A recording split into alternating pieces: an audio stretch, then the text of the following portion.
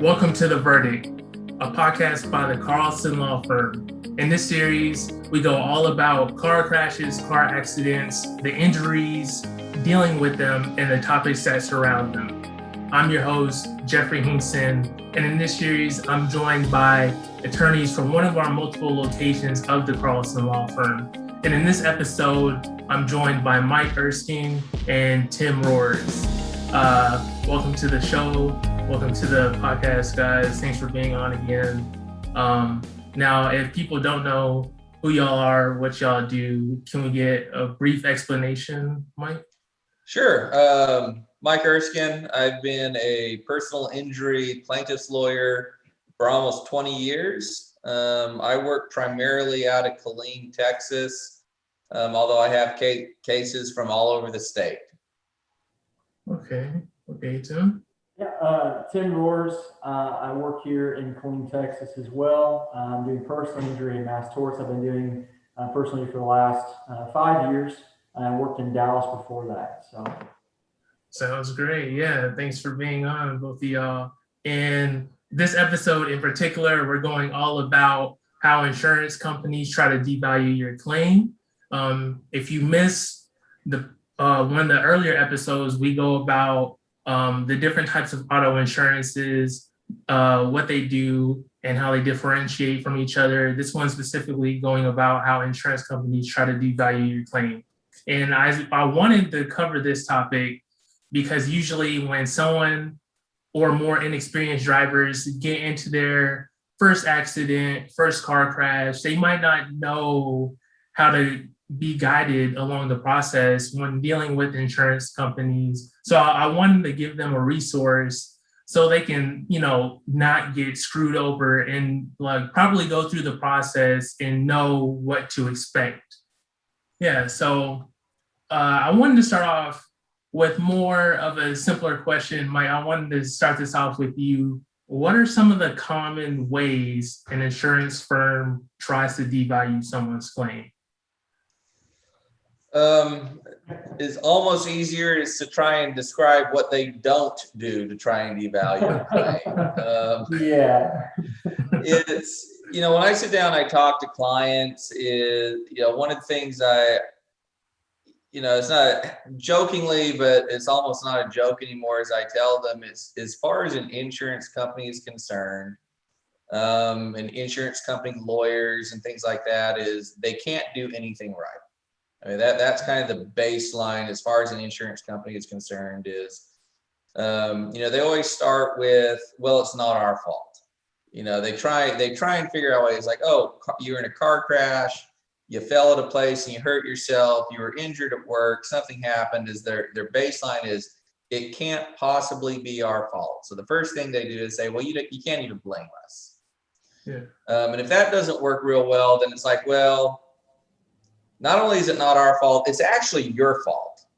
So the first thing they try and do to devalue claim is just deny responsibility at all, and turn around and make it, the injured person's fault. That's one of the things they do. Another really common thing that they'll go at is what I jokingly call the "you're not as hurt as you think you are" defense, which is basically as they say, what are you whining about? You got your body parts, you're walking, you're talking. You can't possibly be hurt as badly as you think you are. You're just, you're basically, you're whining about it. Stop it. That's a really typical thing they do. And the crazy thing is they'll do that even with very severely injured people. I've literally had insurance company defense lawyers argue that, your moderate TBI, which is a traumatic brain injury, something that actually affects your motor skills and ability, cognitive abilities. I've literally had them argue that, well, it's not as bad as severe TBI. So what do you want? I mean, it's ridiculous. So, first they do, it's not our fault. It's actually your fault. You're not as hurt as you think you are. And then what I also jokingly call the one of their favorites is well, you were already busted up, broken down, and worn out before we got you. And what they mean by that is it's pre-existing health conditions. They'll either say it's like, well, because of your age, Your body was wearing out and falling apart anyway. So even if we hurt you, we only hurt you a tiny little, you were already this broken when we found you, and we only did this much more. That's all we're responsible for. That's one of their favorites, and they'll pound that all day long. There's lots more, they'll also go into you didn't see the right kind of doctors. You saw the wrong kind of doctors. You went to the doctor too soon. You waited too long to go see a doctor. The doctor bills are too expensive. One I haven't heard yet is the doctor bills are too low. I'm still waiting for that one. But I mean, at the end of the day is they do anything and everything to devalue a claim. Basically, is they want to devalue people. Okay. And that they have decades and decades and decades of experience doing it.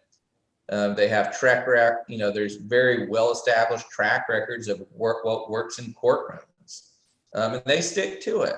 And one of the good things that one of the only good things about it is they're very predictable. It's very predictable what they're going to do. Okay. It's frustrating but predictable.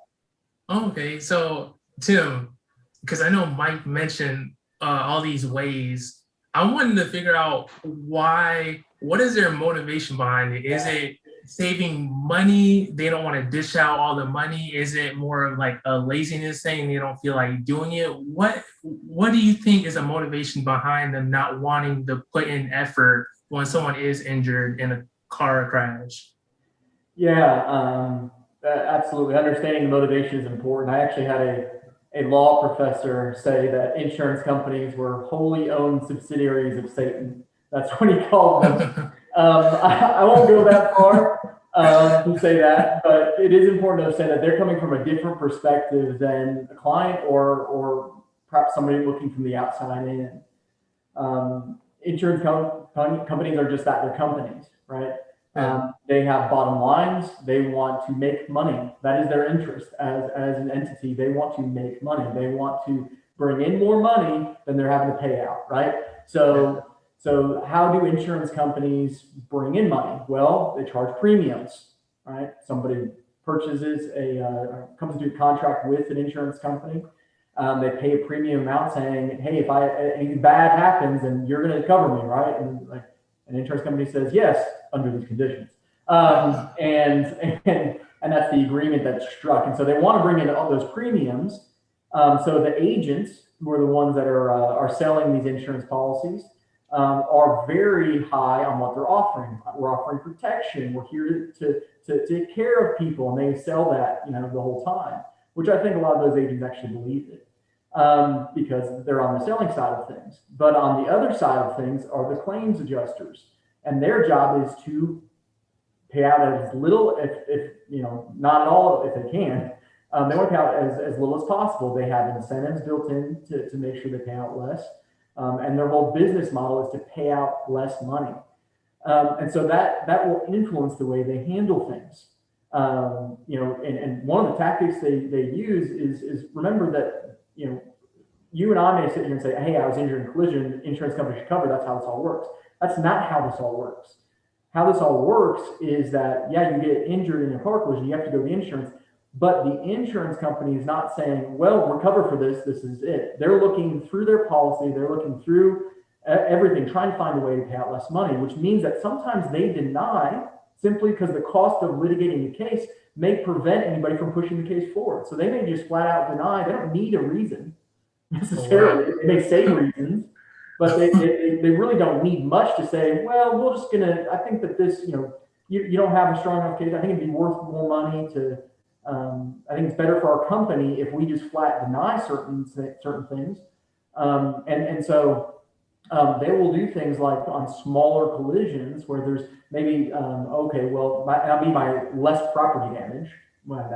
They will look at it and say, well, there's not a lot of property damage here, so therefore you must not be that hurt. We're just going to deny all the medical treatment you got. All those doctors said you're hurt. We're just going to deny that. There's no way. Us looking at this property damage, no. And that's that's their reason for denying, which between you and me, I mean, that's an adjuster. They're not talking to an engineer about it. They're not talking about a collision specialist. They're just making that determination. And so they will flat deny things like that. And so, yeah, some of the tricks they play are simply to just say no. Yeah. I mean, they're just like, well, that's their motivation. So that's why they do what they're doing. They're a business. They're not there to take care of you. They're there to execute their contract. And Okay. they have to keep that in mind when dealing with insurance companies. Okay. And Mike, I want to throw it back to you, basically following up what with Tim said about how they're trying to cover themselves, try to pay as little as they can to basically save themselves. And when someone hears these things, especially more like on the younger side, they might throw out a question like, is it even legal for them to do something like this? Is it illegal? So I want to ask you, is it legal or illegal for the insurance companies to use tactics like this? The short answer is yes, it is. Short of them just flat out committing fraud, insurance companies can't engage in fraudulent acts. That is illegal. But what people think is fraudulent and what the law considers fraudulent is very far apart. Okay. There's a famous case in Texas, and it's many, many, many years old, and it basically spelled out what the standard an insurance company has to meet. Okay. And the magic words in that case, it boils down to an insurance company owes no duty of good faith or fair dealing with anyone other than their insured. Okay. So what that means is if I'm an insurance company and I insure Tim, he is my customer. I have certain responsibilities and obligations to kind of treat him the right way and deal fairly with him. But if Tim is in a car crash, for example, with you, Jeff, and you're like, well, hey, Tim has insurance. I'm going to go to Mike Erskine Insurance Company and deal with him to get my car fixed. See if I can see some doctors. I don't owe you any duties. Other than just flat out committing fraud or doing something criminal, I can treat you as poorly as I want to. I cannot communicate with you. I can refuse to make any kind of reasonable interactions with you. I can do all that stuff, and it's perfectly fine. Okay. That's the standard. That's what you're going up against when you're dealing with an insurance company. They don't owe you anything other than being not criminal. That's the only thing that they can't be criminal. That's it. Other than that, they owe you no duty of good faith or fair dealing. They don't have to treat you right. And I can't tell you how many times I have clients come and say, they're not being fair. This is just not right. And I'm like, yeah, it's not right. And no, they're not being fair. And they don't have to be. Yeah, that's the crazy thing about it is because people get in these situations and, they have insurance. Other person has insurance that was involved in an accident and they think, oh, everything it might not be perfect, but at least on the customer service side of things, everything will be fine. But when you listen to stories like that, like you mentioned, it's like, oh no, it could be worse. But at the end of the day, it's still not illegal because they're still playing quote unquote by the rules. And I wanted to advance the topic a little bit further, and is that another way to be devalued is that you hear about these insurance companies offering a settlement. And Tim, I want to ask you, why do they try to offer me a settlement, or the person that's looking for a settlement offer right after a car crash? Yeah, so insurance companies very commonly want to settle cases quickly. And the reason is that if they can settle it quickly, then they can get a release for any and all claims. That's the objective of the insurance company, right? They want to get their person off the hook, right? So they represent or they have a contract with the person that hit you. So for instance, Mike hits me, I go to his insurance company, and they say, okay, Tim, we want to settle this out quickly. And they want a release from me. That's the end objective for them. They want me signing off saying, I release Mike from all any causes of action, any legal action I can take against him for now and into the future for any and all damages incurred in this collision. So it's a one-time settlement. As soon as that paper is signed, I can't come back after Mike. I can't come back to the insurance company. That's one and done. And so if they get that settled out quickly, and they say, hey, we're going to pay for that hospital bill that you went to the ER right away. We're going to give you $100 or $500 or $1,000, whatever, for the pain and suffering, and you're done. That sounds great. And a lot of people will jump at that money, especially if not represented by counsel, because it sounds pretty good. They're going to pay my bill. Great. What happens though if I turn around and I go to my doctor and say, hey, you've got a herniation in your disc, and we're going to need to do surgery on you. Or you need to go get some pain management care. You're in this much pain. We need to take care of this. Now I have bills outstanding. I have potential other medical issues, and I can't go back to the insurance company and try to get those paid.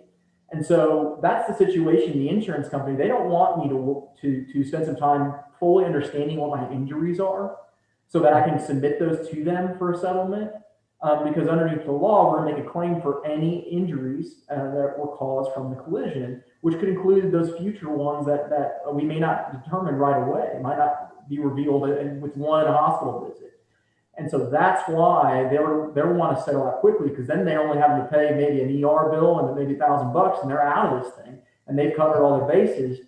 And then I'm sitting over here saying, wait a minute, I'm still hurt. I still got a lot of problems going on, and I've already settled out. So they definitely want to push for that early settlement. That's why. Yeah, because I had heard you mention that, like, okay, if I take the easy settlement offer, the quick settlement offer, and then something happens afterwards, I won't be able to really do anything. And the follow-up question I had was, why should I not rush to take the settlement offer? What are some other factors, other reasons why I shouldn't? Yeah. So, in terms of delaying that settlement offers, it's like, you don't want to go right in because, kind of like I said, if you have other injuries that are there, you want to be compensated for those, because that's what underneath the law you're allowed to do. And so you want to go in there and make claim for the other, medical bills that are mounting up that you're going to get treatment as a result of this collision. And any future things. And plus, if you're having to miss work related to the collision, you want to make claim for those. What we call that, that's what we call the damage model. It's an understanding of, when somebody hits you, I commonly tell clients cases kind of come down to a couple different things. First one is liability. We got to make sure somebody did something wrong underneath the law. Once that box is checked, the next one is damages. Is there, what are the extent of the damages here? And then when you go in front of a jury, if we ever got that far in the case, when you go in front of the jury, those are delineated out. There's different types of damages. There's your medical bills in the past, medical bills in the future. There's your lost wages in the past, your lost earning potential in the future, and things like that. And then you have other types, intangible damages, pain, suffering, that kind of stuff. And so we want to have a full picture of those damages, every one of those types, so we can submit those to the insurance company. Because remember, the insurance company is only settling out based on the exposure for them to have to pay later. So they're thinking about that jury charge. They're thinking about that future, what we may have to pay when they make a settlement. What's our worst case scenario down the line? And let's try to settle underneath that so we don't have to pay out that amount of money. Remember, that's their end objective, is to pay out as least amount as possible. So it's either now we're going to try to get out earlier. And so, yeah, it's the main reason to go talk to attorneys is that you want to discuss the potential of what other damages are involved here. Do I have scars, as developed from this collision? Do I have an abrasion that turns into a scar? Because that's what's called disfigurement. It's a type of damage. And then you can make claim for that later. So fully understanding the picture of damages is the reason that you want to hold off on that initial settlement, because there's a lot more involved. Yeah, and Mike, because we're going off of like why you shouldn't rush signing into, signing or taking settlement offers. How common is it for you to, deal with clients and things of that nature of them, they took the settlement offer and then they realized they shouldn't have so soon? It happens way more often than I wished it did. Multiple times a year, I'll have someone come in to sit down and visit with me, and they're like, "Hey, I was in this car," and I'll tell you, it most often happens in the context of a motor vehicle collision, and that's when it most often happens. And there's one insurance company in particular that's renowned for doing it. We call it swoop and settle. It's kind of because they swoop in, they try and settle something out, and kind of like what Tim said is typically what they come in is the day of or the day after, and they have a piece of paper that's the settlement agreement, and they'll say, "Hey, we'll pay for your hospital, and we'll give you, like Tim said, $500, $1,000, $1,500." And then they'll usually throw something in there that says something along the lines, "And we'll also cover any reasonable medical expenses, up to, $5,000 or $10,000. So people look at that and they go, "Oh, that sounds great. My immediate bill is paid. They're giving me a little bit of cash. And if I have to go see the doctor, I can, they'll cover that." Well, what they find out is the reasonable is what the insurance company thinks is reasonable, not what the client thinks is reasonable. And that is a pretty empty promise. And typically what happens is people come in and see me because it's like, "Well, I did this thing and I sent them I sent them additional medical bills because I had to go see a doctor, and they're telling me that it's not reasonable that I did that. And they're refusing to pay it. Now I'm out of pocket." It's like they said they'd pay for my medical treatment, and now they're not paying for it.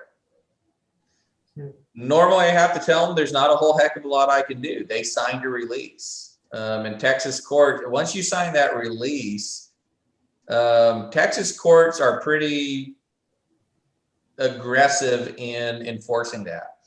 In fact, in Texas, a verbal release, if it's properly recorded, works just as well.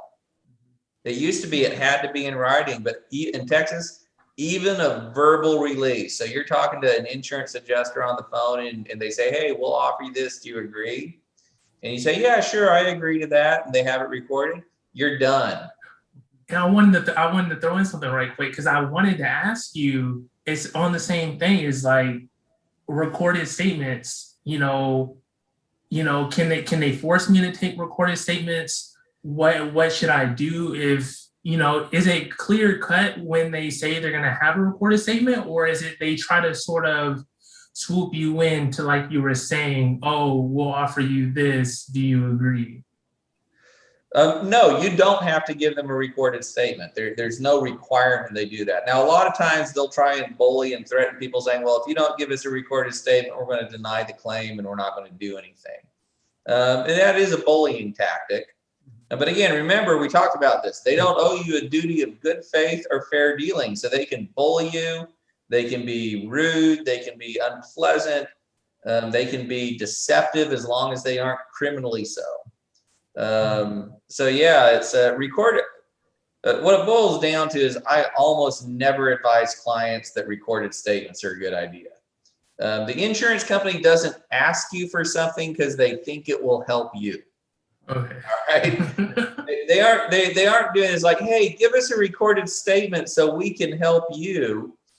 Even if that's what they say, because I've heard adjusters say that, "Oh, we need the recorded statement so we can help you get your claim wrapped up." That's just a lie. They don't want the recorded statement to help the person. They want it to help themselves. So yeah, they can ask for them. They're absolutely entitled to ask, "Hey, will you give us a statement? Will you give us a recorded statement?" There's no obligation to do so. Now, one exception. All right, one exception to that is if it is your insurance company. In one of our other podcasts, we talked about different types of insurance. And one of those, one of the insurances you can get is personal injury protection and uninsured underinsured. So that's something that's your insurance, right? Yeah. You do have a contractual obligation to cooperate with them, which means that if your insurance asks you for a statement, they're going to get it eventually. Oh. You do have to cooperate with that. But even then, I advise my clients is you got to be real careful with that. It's probably better to have a lawyer to make sure that they're looking out, looking out for your rights and for your best interests. Okay. And I wanted to move on back to the medical aspect of it. And I was, researching it up, and I noticed something called medical authorization. Now, Tim, I want to throw this back to you. What exactly is a medical authorization, and should I sign one? And if I do have to sign one, how soon or late in the process should I sign? Yeah, so medical authorization is a document which allows the holder of that document to go access your medical records.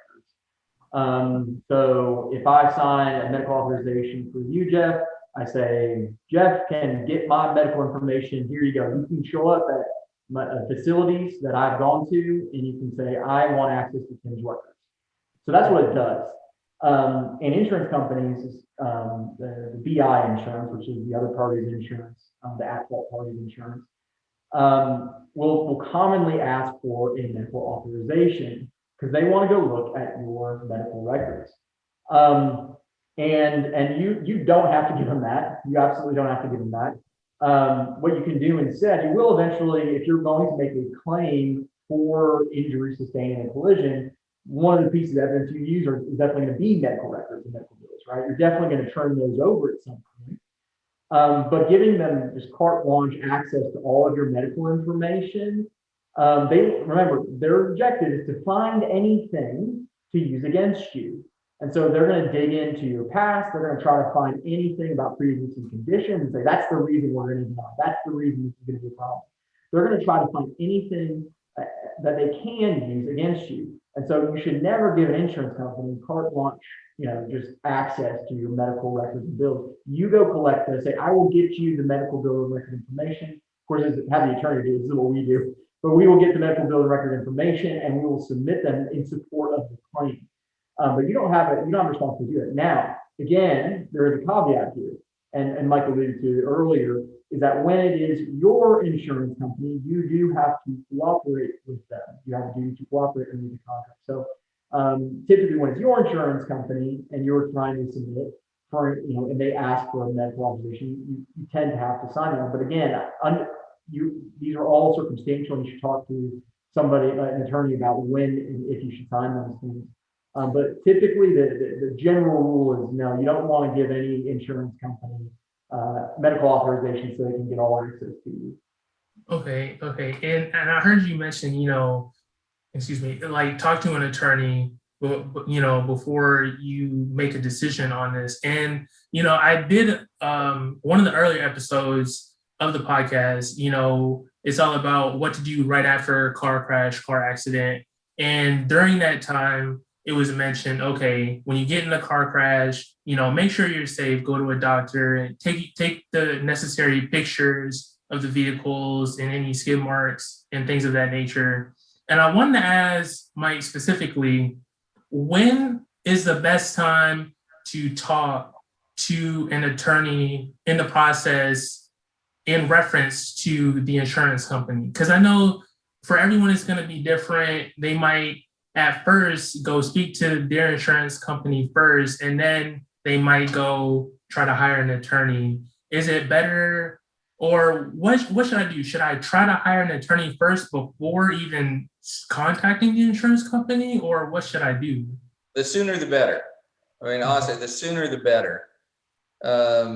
Again, whether it's your insurance company or someone else's insurance company, is kind of what folks got to realize is the insurance industry has invested enormous amounts of time into developing systems, training their adjusters, They have claims manuals. I mean, and these things are thousands of pages of long. They're extremely sophisticated. They're extremely organized, and it's with the sole purpose in mind is how do we minimize claims that are made against the policy.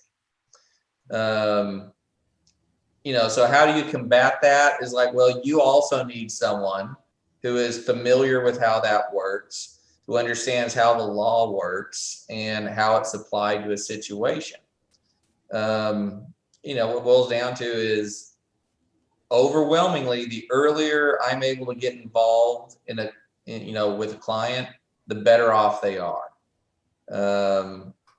Better able to advise them, better able to help them avoid missteps that open them up to all these devaluation tactics that the insurance company uses, or at the very least is prepare them for it, so that when the insurance company tries to devalue who they are as a person and what injuries they have, that the impact is minimal. There's your answer: is as soon as you can get hold of someone, that's the best time to do it. The earlier, the better. Okay. And a caveat as well, it's like talk to an attorney before you talk to the insurance companies. That's a good general rule of thumb. Okay. That's kind of the way it's like, hey, before you go and talk to any of the insurance companies, talk to an attorney so you know exactly how and what to say to them. Because they're, again, as soon as the initial contact is the first point in which they're trying to devalue your claim, right? Yeah. As soon as they hear about it, they're trying to devalue it. Well, there's other reasons. There's the preservation of evidence. Yeah. There's all sorts of things that people don't really, and I get it. If you're in a car crash, and you're hurt and you're feeling bad, is, the thing that's foremost in your mind is, well, I need to go make sure I'm getting taken care of. That's what people are thinking about. But anything that's a claim, anything that's a lawsuit, at the end of the day, it's built on the evidence that you can get. And the longer you wait to get an attorney involved, the chances are that a lot of that evidence goes away. It's no longer good. Witnesses will be harder to find. In some cases, there's, lots of cars now have computer modules where you can download all kinds of helpful data. But if you don't do it early on, it gets erased or it gets copied over. Witnesses disappear at some point, or they just become, here's the truth is people, when they've just witnessed something, are more likely to be cooperative and communicate than if it's weeks or months down the line, in which case you're like, yeah, I saw it, but I don't want to be bothered anymore. The preservation of evidence is extremely important, and the sooner people are involved in that, the better it is. Okay. I actually have a quick story about that evidence and what you can use during collision. I think it's important to talk about it even before you talk to your attorney. It's good to do a little bit of preparation in your mind if you do get in a collision. Because I can tell you, I have a case that I'm working on in which there is a little bit of a dispute on the liability. There's a question about whether somebody was directing traffic out there and directed this person through a stop sign in which the collision happened. And so they're trying to say, well, no, somebody was gesturing them out, so therefore they're not at fault. This particular client was, as soon as they got in this collision, they pop out of the vehicle, they turn their phone recorder on. And they're filming from the moment they get out of it. And they talk to the individual that supposedly was directing traffic out there. And they say, nope, didn't direct them through. This was all, they just ran through that stop sign. And so he has a recording at the scene, right? And so we have these wonderful little, recorders of evidence here in our pockets that we can use. And so gathering information at the scene is great, because now we've got that witness's information. We've got a statement from them that's present tense, which is always good.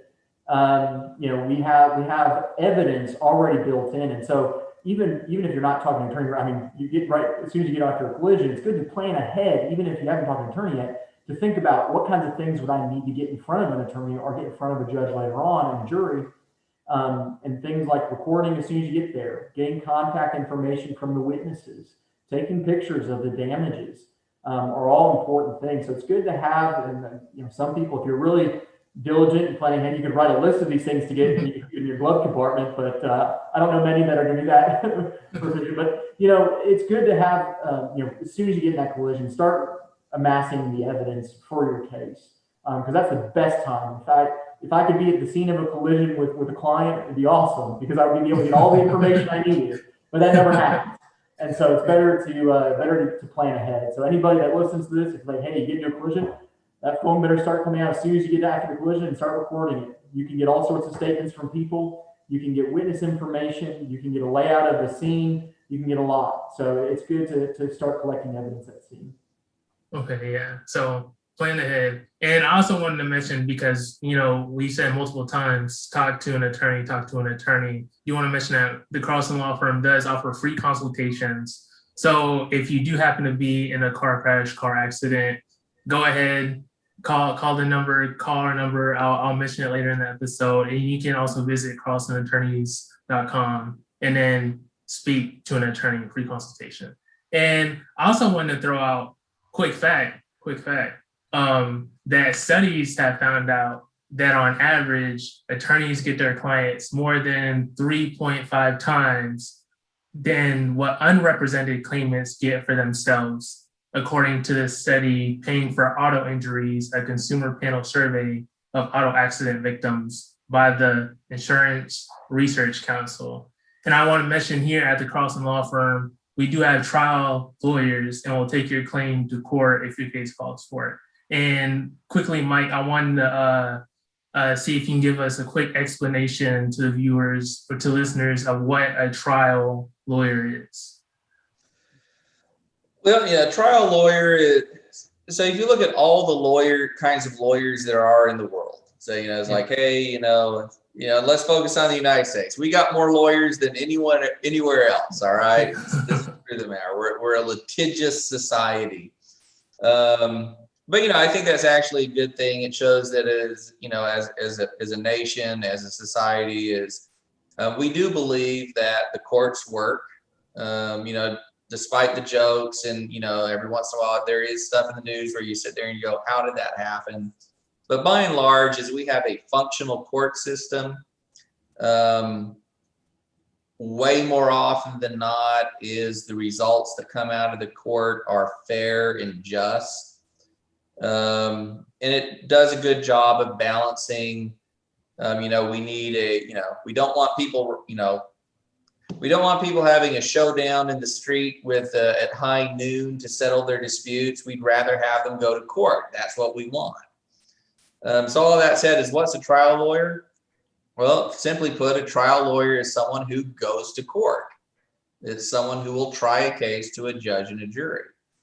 And that's actually kind of a lot more rare than you would think.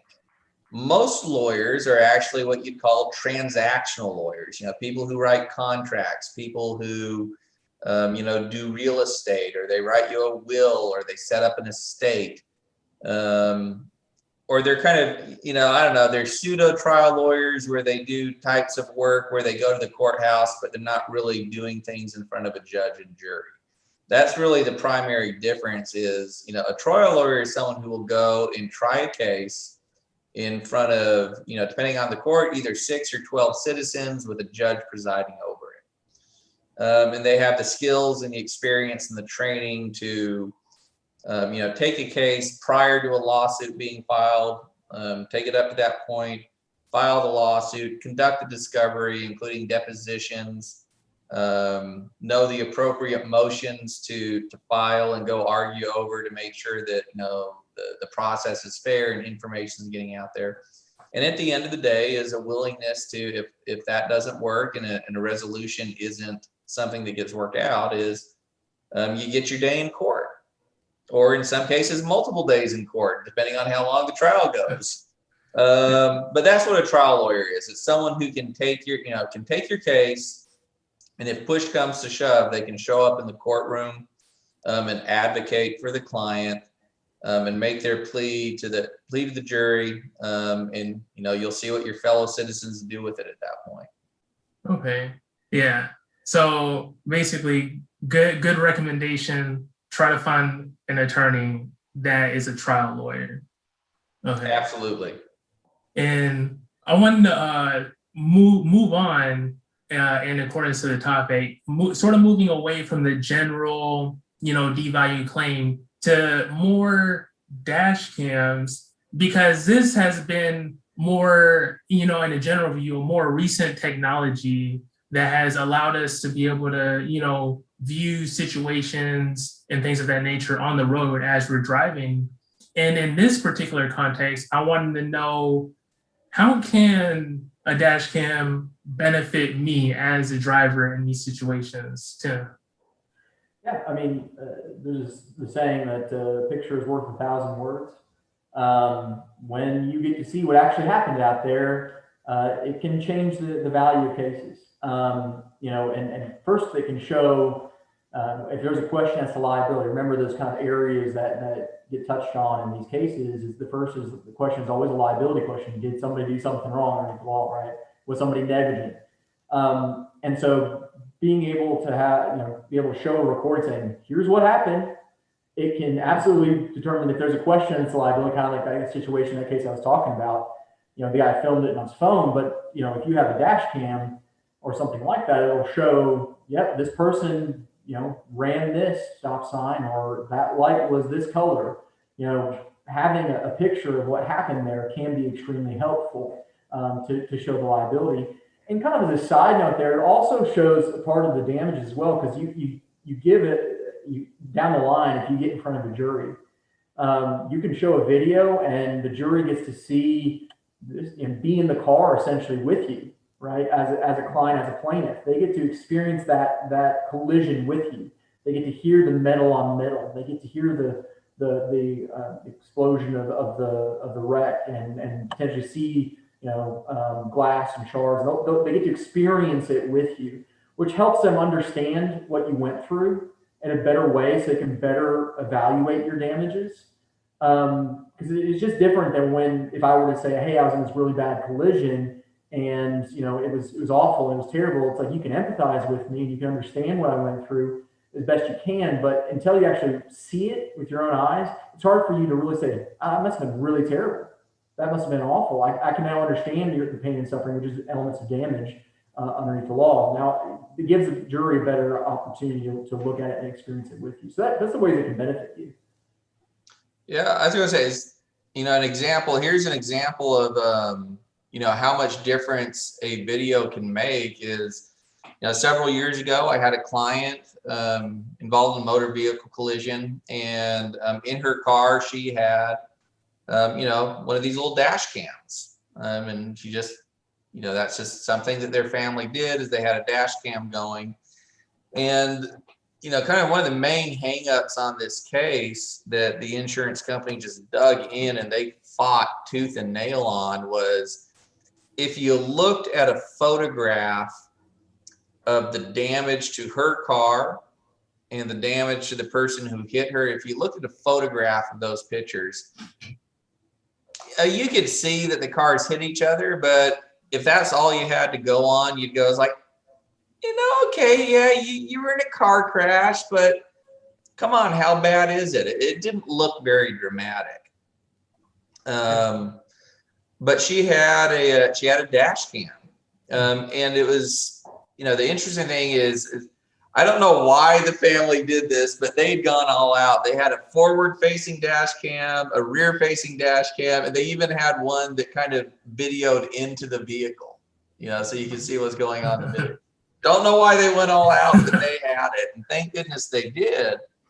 Because again, you look at the pictures of the damage to the vehicles, and it was like, okay, you got hit, but this is not terrible. But my goodness, when you saw the video and you could see the car as it spins when it got hit, and then even more than that, you could see her kids who were in the back seat just, screaming in terror, just bawling and crying their eyes out from, just the trauma of being hit. And actually this lady is, she was so traumatized when it happened, she actually threw up in the car, and all of that was on video. And they kept fighting it. They kept fighting it. They kept fighting it. Kept fighting it, and had to go to trial. Had to go to trial on that one. And the moment the jury saw that video, you could tell that building up to it is, they saw the lady, they saw, kind of what's going on. And you could tell that the jury was like, okay, we see what's going on. The second they saw that video, it changed everything. And that young lady and her kids ended up getting an extremely, extremely good result out of that case. Where otherwise, honestly, as if all you had was just like these, a still photograph of minor property damage, it would have been a much, much different outcome, is what I suspect. So yeah, that's the difference a video can make. Yeah, honestly, it sounds like a huge difference, honestly, from what you explained in your example and in your story. And I sort of wanted to flip this question in the opposite direction, Mike, because Tim had mentioned, picture video is worth 1,000 words, and it can and really benefit the person with the dash cam. Now I want to know the opposite. How can a dash cam work against me in these situations? Well, if you're at fault and it shows that, it works against you. I'll be honest. All things being equal, I'd always rather have it. If I could always have a dash cam for every single case, I'd prefer to have that. Overwhelmingly, videos have been beneficial to my clients, and they've been beneficial to the claims and the cases that I've represented it for. It's extremely rare that a video has been unhelpful to a case. And even when it is unhelpful, at the end of the day is, the evidence is what the evidence is. And it's better to know that early on. Again, I'd always, for the benefit of my clients, even though it's, one of the things I always tell folks is my job isn't to tell you what you want to hear. My job is to tell you what you need to hear to make a good decision. And if there's bad information and there's a video that's not good for the cases, we all need to know that early on. So again, even in cases where it's not helpful, I'd rather have it. I'd rather have it. Yeah, and coupling on that, I have a case in which I have a dash cam. I got it in, and it was a pretty nasty case where, in terms of the damages, somebody died in it, and there was, because of the severity of the collision, the surviving member of that car collision doesn't remember much about what happened, right? No idea. So they come to us and we say, okay, let's see what's going on in here. And this one involved an 18-wheeler. And that 18-wheeler, we got the dash cam from the 18-wheeler, and it turns out that unfortunately, the people within that vehicle were at fault. The driver of the plaintiff was at fault. There wasn't really any way to dispute that. And so, instead of filing a lawsuit on this whole thing and going through the rigmarole, trying to go in front of a jury and argue these points and end up dragging out a process through litigation, we knew early on the answers and say, hey, listen, you're not going to be able to overcome these things. This is what the evidence is, and we can have that conversation, begin that healing process. You may not be able to get much of a claim moving forward, but you can move forward in your life. You don't have to drag this out. You don't have to go through the expenses of it and the time of it and reliving this experience when you can know what the answer is early on. So sometimes that's the case. Sometimes the evidence is what it is, and it's good to know that earlier on instead of it coming out later after 2 years of fighting it out in the courtroom. That saves everybody the time and the stress and the trauma of going through that, because litigation is not the most fun thing in the world to go through. Being in front of a jury is not the most fun thing to go through. It's never an easy thing, and so you want to make sure that it's going to be worth it for you to do it. And if you have the evidence early on, you can have that conversation. You can know early on what you're getting into. I was gonna say, it's not just dash cams. There's lots of circumstances where, on roadways, there's businesses that have outdoor cameras. Mm-hmm. Now the primary purpose is they're looking for, people messing with their property, but often what you find is it has views of the roadway. And again, that's kind of what we're talking about on that, how early should you get someone involved in preserving evidence? Well, that's one of the reasons is, not often, but occasionally we're able to, approach these businesses and obtain the video. And it gives, a more definitive view of what happened. Occasionally, there's intersection cameras, although here's something that most people don't know. More often than not, those things aren't operational. Oh, wow. So there's cities out there that have spent all this money getting these intersection cameras and they're not turned on, which is frustrating because you go out there and it's like, oh, I see there's a camera. There must be video. We have definitive proof of what happened at this crash site. They're like, oh, that's a non-operational camera. And it's like, all right. But once in a blue moon, we're able to get that. Sometimes the businesses have them. Again, I agree with Tim. If a picture is worth 1,000 words, a video is worth 10,000. Yeah. All things being equal, would rather have a video all day, every day. Okay, yeah, because that's good to know. So video, basically however you can get a dash cam if there's businesses or cameras that are present in the time of the collision. And the next thing I wanted to move on that's relevant to the topic is more about the social media side and how insurance companies deal with that. And the first thing, I want to throw this question to you to start it off, is that, okay, I'm in a car crash, I'm in a car collision, how can posting on social media, the car crash in particular, hurt my claim? Just don't do it. Just don't do it. Even if your media page is set to private, just don't do it. I both love and hate social media for cases. I love it because many times the defendants, the other drivers, the other people involved in the case on the opposite side of the people I represent put the most insane things on their social media. And that's considered a statement by that person. It's evidence. Yeah. And the outrageous things people say and do on their social media because they think because it's easy to do.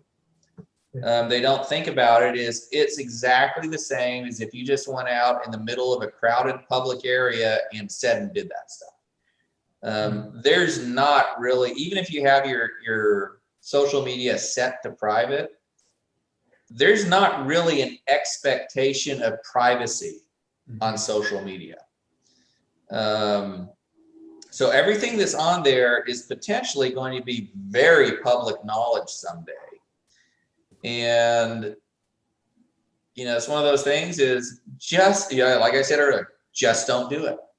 Okay. Just don't do it. Just tamp it down. Go talk to a lawyer if you want to talk about your crash. Talk to your family members. Make sure they don't post stuff. But I always strongly advise my clients is don't discuss private matters or personal matters on a public forum. It's overwhelmingly more often than not, it's a problem. I mean, it is. It's a problem, and it's not necessarily. I'll tell you, it's not even necessarily that the information is in itself bad, but how it's presented looks terrible. Okay. There's your very long answer to a simple question is just don't put stuff on social media about your injuries and lawsuits and claims. Just don't do it, please. Unless you're a defendant, then you can post everything you want on that because I'll find it eventually, and that helps me. And as a follow-up, we search social media for our defendants and our own clients too, so we can advise them on that and say, hey, by the way, stop doing this. But the defense and the adjusters are doing the same thing. They're looking through everything. It's one of the first things we all go to. And so know that if it's out there, it's going to be found. Like we're professional stalkers of social media. We get in there and we try to find anything, and the adjusters are the same way. They are looking through all this stuff. And I can't tell you how many times I can tell a funny story of what defendants sometimes post on their social media.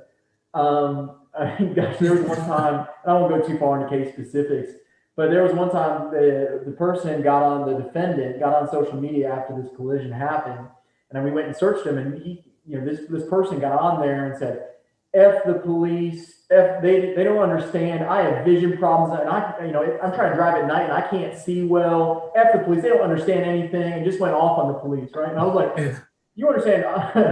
You don't sit here and say, yeah, operating a vehicle when you have vision problems at night probably is bad, and I think that's about as negligent as you can get.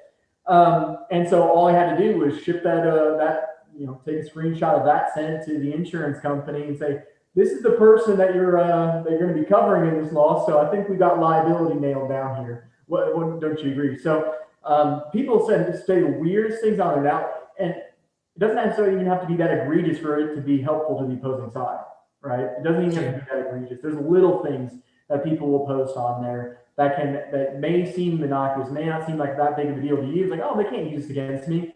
There's ways that those that are sophisticated in knowing these things, they're going to find a way. Or even insurance companies, when they find stuff from my clients on there, they'll say, hey, I saw this. I saw this, your client doing this, the day after the collision, so it must not be really hurt. So they'll use any little thing, even if it seems innocuous. The big one I see from my clients is if they start posting pictures of them working out the day of the collision, the day after the collision, because you still might be hurt, you still might be dealing with it. Because sorry to interrupt you, because that was actually one of the next questions I was going to get to is that, say I didn't post anything specific about the accident, but I post other things like you had mentioned, working out or family gatherings or just like having a good time, that can affect me also? Yes, it absolutely can. If you're injured, don't say, well, I can't live my life like I used to anymore, and my body hurts and it doesn't work, and then have months and months and months of you going to the gym, running triathlons, and going out and partying most weekends, because that's the exact opposite of what you're claiming. I mean, it's one of those things is you can't have it both ways. Yeah. You can't have it both ways. A bad experience that I've had with a client, on social media, as an example, is I had a gentleman was in a pretty severe motor vehicle collision. I mean, it was a bad one, and he actually did get a surgery on both his shoulder and knee. I remember this gentleman very, very well, a younger guy. So it's a little actually unusual that the doctors would do surgeries, because usually the younger you are, is they tend to want to say, well, let's see if you heal.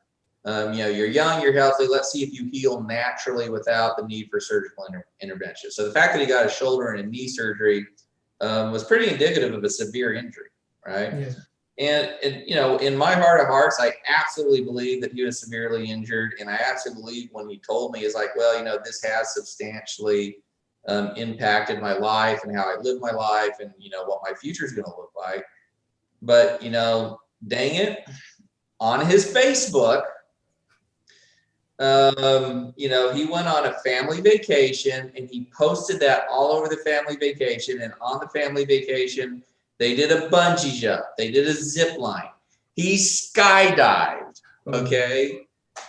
Now, what he told me afterwards, and I do believe him, is, hey, I was feeling okay. I thought I could do these things, and I want, this is a family vacation that we planned forever, so I wanted to participate and do the family thing, which I get, and I believe he was being truthful with me.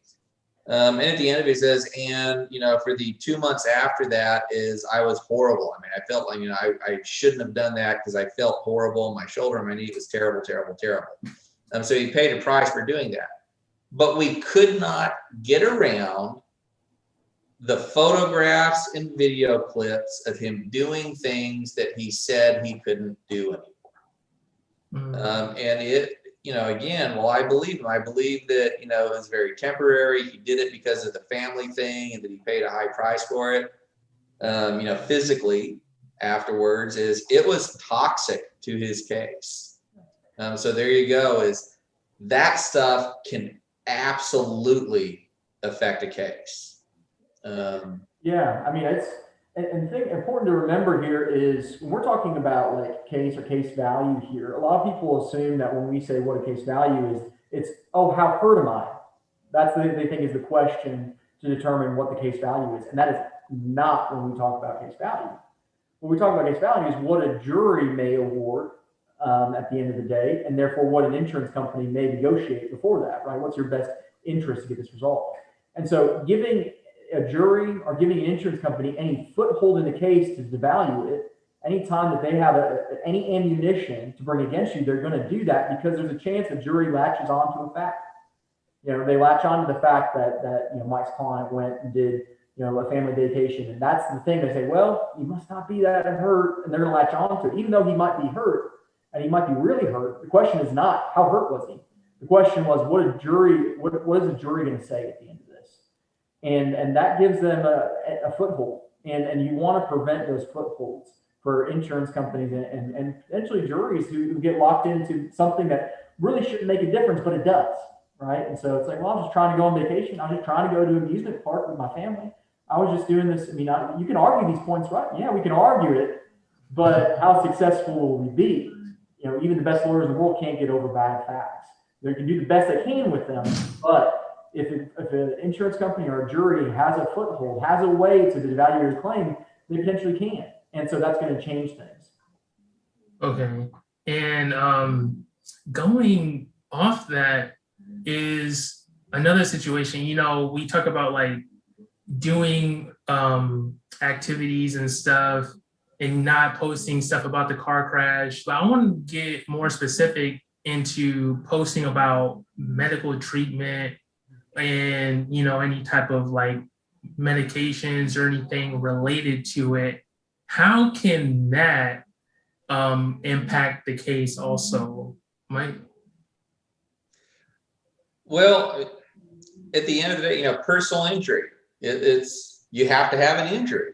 I mean, it's kind of the end, the middle, and the beginning of that discussion is, if you're going to, if you're injured, it needs to be documented. If it ain't in writing, it didn't happen, right? So how do you document injuries? You go see doctors. And the doctors will do examinations. They produce notes. And again, it's one of those things is, you can say, well, I'm hurt. I have all these issues. And if the most you have is you saying it, I tell my clients is good luck with that. It has to be documented by medical professionals. I mean, that's that simple. So yeah, medical treatment is critical and necessary to almost every personal injury claim. There's some really there are heartbreaking exceptions, and when I say that, it's when you have someone who dies. There's usually not a lot of medical treatment associated with someone who's killed on site in a motor vehicle collision. But that's a different thing altogether. Is if you're kind of the military folks will understand this, is if you're the walking wounded, after a motor vehicle collision, is you better document your injuries, because at the end of the day is if you say, well, I'm hurt, my knee hurts, my shoulder hurts, my neck hurts, and it's creating all sorts of issues for me, my family, and my life, is you better have documentation to back that up. And with the social media, as far as people that post like about the doctor visits or medical visits, things like that, Inevitably what that does is it can be used against the particular client when they come in there and they say, oh, I just saw Dr. So-and-so and I feel amazing. Thank you, Dr. So-and-so, which may seem innocuous enough. But then in the next medical record that they go and see the doctor, they say, I feel terrible. Now the insurance company might be able, or the defense counsel might be able to point up and say, well, you said you're feeling great here, and then you said you weren't feeling great here. Even though you were just trying to leave maybe an emphatic, statement to your provider saying you're doing a good job, how do you say it matters? Because you might be saying I'm feeling great, and what you really meant was I'm feeling much better than I was before, but I still am hurt.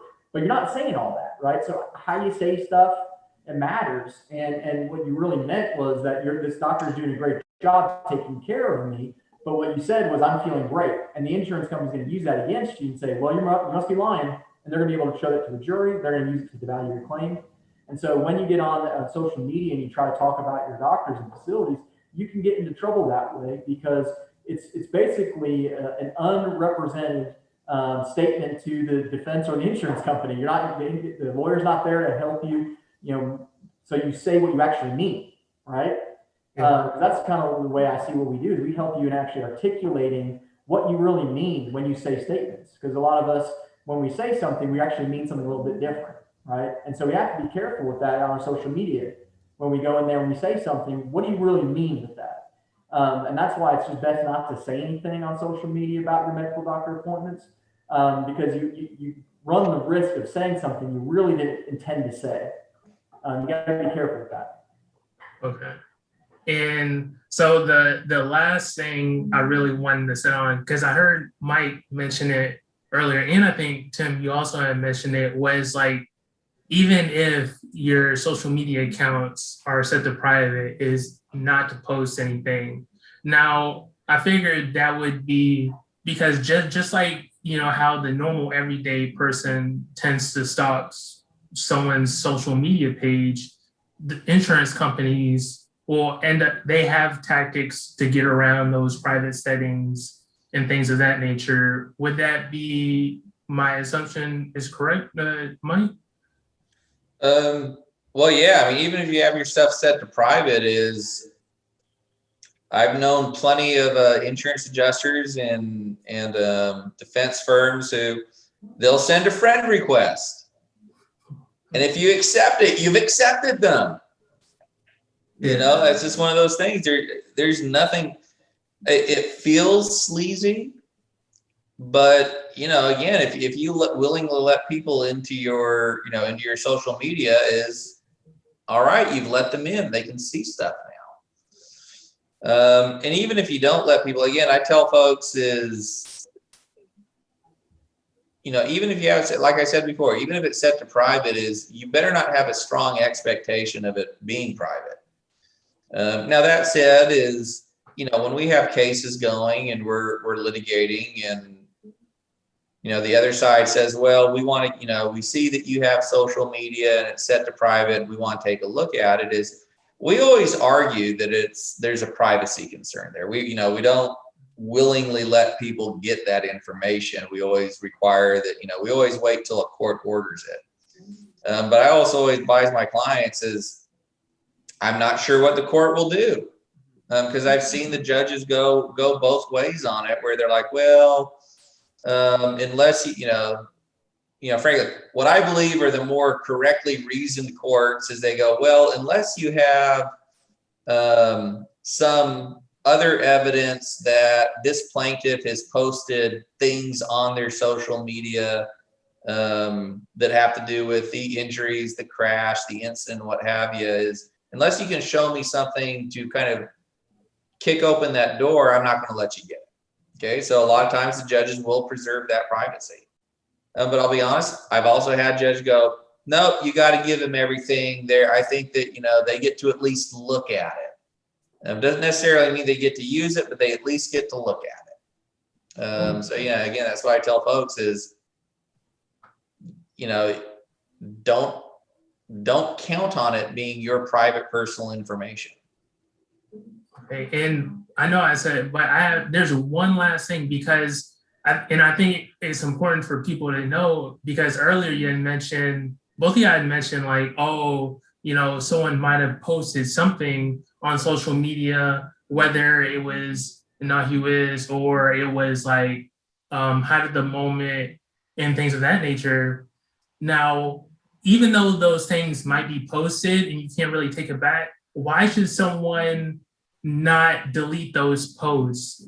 Why, like, is it hurtful? Why shouldn't they do that even though they had made a post regarding the car crash or injury or something of that nature? Yeah. You can get bad things can happen if you destroy evidence. And that's what it boils down to. That's one of those things I tell folks is I always advise my client is if it's on there, you've already posted, do not under any circumstances alter it in any way. Like I said, there's judges who might allow them to get into it. There's judges who won't allow them to get into it.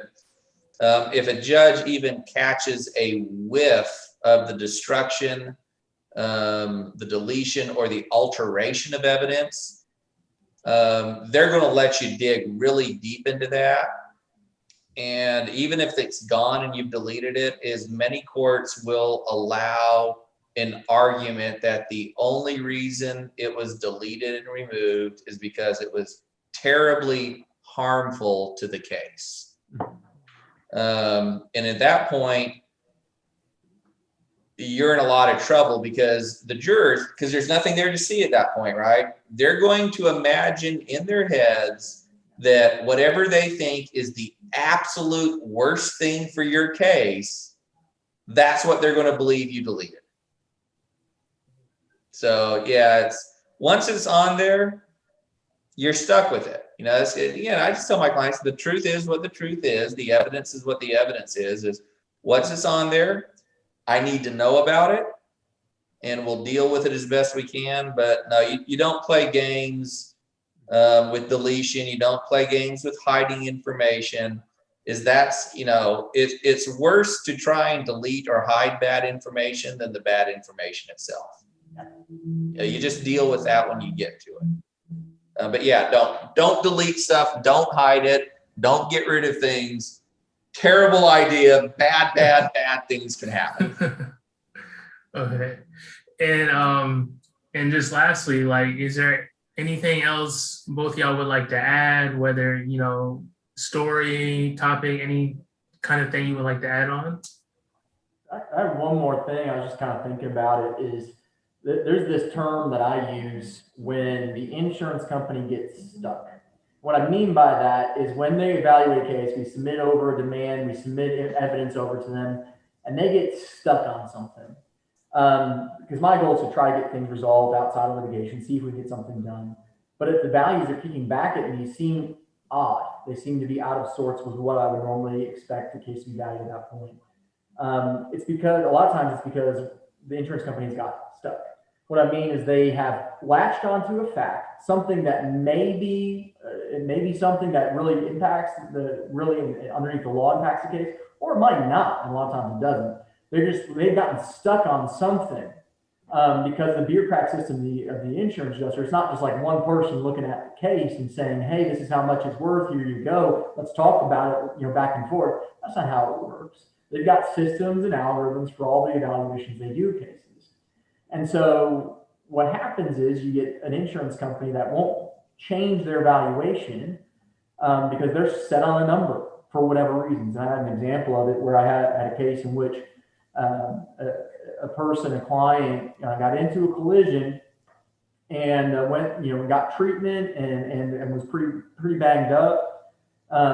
And the values got kicked back were really, really low. And I went to the adjuster and like, what is going on here?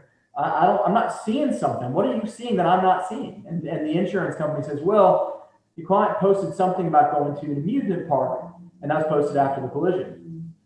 I'm like, oh, that doesn't sound good at all. Going and riding roller coasters like this. Talking to the client, found out that this whole thing happened. That they were posting after the collision, but the amusement park happened before the collision ever happened. It was a later post. But guess what? The insurance company not going to see that right now. Like, nope, that post exists. we're going to be stuck. We are stuck on this point. And it's probably going to take, and it took litigating the case out to actually get another attorney on it and doing all those things to actually get the insurance company unstuck on a point. And that stuck terminology I use for things, facts that really shouldn't be determinative, shouldn't be a big deal, but sometimes are for an insurance company. And that's why, as I said, that's why it's sometimes important to talk to an attorney, because like there's stuff that you think wouldn't matter. And you know what? I would agree with you. It shouldn't matter. It shouldn't change things. I'm with you. But unfortunately, the insurance company has just gotten latched on to something here. And the only way in which we can unstick them from that point and get past that sticky point in the case is for us to actually go in and litigate it, and then to actually get some of this information like, oh yeah, you're right, that doesn't matter. But now you've had to go through a longer process, more expensive process to get it done.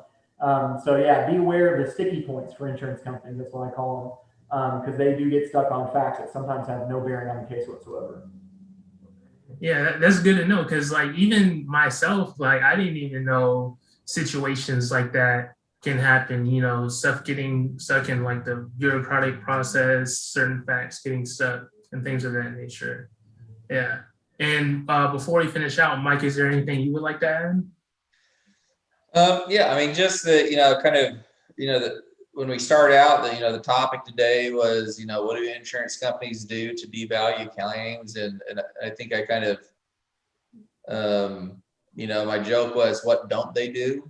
And this is kind of one of those things is, if we're going to leave someone with a message at the end of today's discussion is, despite all the very clever advertising the insurance industry does, the various companies, that present themselves as, either a friendly and quirky, young lady selling you insurance, or, that they're your next door neighbor, or they're there to take care of you, is that's advertising for sales. The insurance companies, and I'm not faulting them for this, it's like any business on the face of the world, is they're in it to turn a profit. And part of what they're doing to turn a profit is, how do you make a profit in any business? How do you make, it's just like on a personal level. How do you save? Well, you spend less money than you make. All right. So insurance companies most of them are very, very large. They're very wealthy businesses. They're financially very solid. I mean, they're billion dollar industries, companies. And they didn't get that way because they write lots and lots of large checks to people who make claims. They're in the business of turning a profit. They're not in the business of writing checks to people making claims against them. Okay, fair enough. That in and of itself isn't a problem. But what people have to realize is they've had many, many decades, and in some cases, 100 years or more of practice at their craft. Okay. They're very sophisticated. They have lots of money to spend on their systems, their trainings, and the people that they hire to evaluate and work on claims. And that entire system is set up to minimize the amount that they have to pay out. I kind of joke, what I joke with people is, if I thought I was going to go play one-on-one basketball with a professional NBA player, like a 2-on-2 team or something, if it was me going up against them, I'd have no hope. I'd like to have a professional also on my side. So there you go. Is what are the insurance companies doing to devalue claims? Everything they can. Everything they can. So you need someone in your, whether it's the Carlson law firm or some other lawyer, I just encourage everyone is, find someone you're comfortable with, find someone that will represent your interests, and find someone who will fight for you to make sure that you aren't a victim of that system that's set up to devalue them. Okay, yeah, sounds good. And that's it for this episode of The Verdict. Be sure to keep coming back for the rest of our episodes in this series about car collisions, car crashes, personal injury that deals with them and the topics that surround them. And if you're listening on any podcast platform, be sure to rate us 5 stars. If you're watching this, the video version on YouTube, be sure to subscribe to the Carlson Law Firm. And we're also, if you want to dive deeper into these topics presented in today's episode, we'll include links of blogs in the video description of YouTube. We're on social media at the Carlson Law Firm on Facebook, Twitter, Instagram, LinkedIn, and we also have a Facebook page dedicated in Spanish, displaying all our news and updates at Carlson Abogados. Our bilingual team is ready to help you. We have multiple locations in Texas, 14 to be exact. And if you're looking for an attorney, we offer free consultations, and you can reach us at 800-359-5690. We take calls 24/7. So yeah, thank you, Mike. Thank you, Tim, for joining me on today's episode. And until next time.